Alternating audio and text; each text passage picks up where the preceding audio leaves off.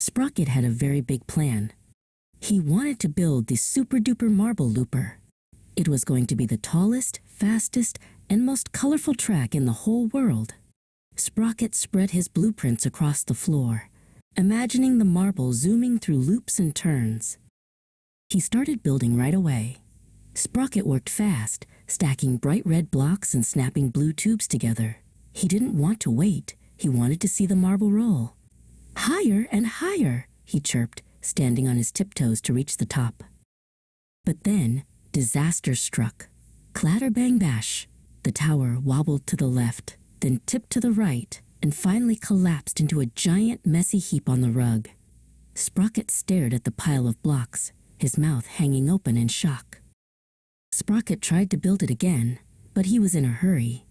He pushed the blocks together too hard, and they fell over even faster. He felt his face getting hot. He stomped his feet and threw his hands up. "I give up," he yelled. "This is impossible. I'll never get it right." Just then, the workshop door creaked open. Pax the turtle slowly crawled into the room. He wasn't in a hurry at all. He was carrying a small, warm cup of chamomile tea and looking very peaceful, as if he had all the time in the world. Pax looked at the messy floor and then at Sprocket. "When your heart is a stormy sea," Pax said softly, "your hands are too shaky to build. If you want to succeed, you must first find your calm." He sat down and patted the rug beside him. Sprocket took a deep breath. He sat down and closed his eyes. He took a long, slow breath in through his nose and a long, slow breath out through his mouth. He did it 3 times.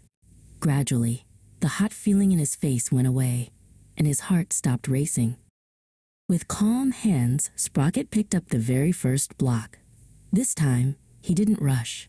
He looked closely at where the block touched the floor. He made sure it was perfectly straight before he added the next one. He worked slowly, piece by piece. As the tower grew, Sprocket noticed a tiny problem.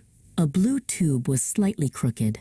Before, he would have just pushed it, but now he stayed patient. He took the tube off, cleaned the connector, and snapped it back into place properly. It held perfectly. Pax sat quietly in the corner, sipping his tea. He didn't say a word, but he watched with a proud smile. He saw Sprocket encounter many small troubles, but each time, Sprocket just took a breath and tried a different way until it worked. Finally, the very last loop-de-loop was in place. The machine was massive, reaching all the way to the ceiling with twists, turns, and bells. Sprocket and Pax stood back together to look at the masterpiece. It was strong, steady, and beautiful. Sprocket took a shiny silver marble and held it at the very top. He let go. The marble zoomed down the first drop, whizzed through the blue tubes, and spun around the loops. Ding! It hit the bell at the bottom and landed perfectly in the cup. "I did it!" Sprocket cheered. Pax nodded slowly. "You did more than build a machine, Sprocket.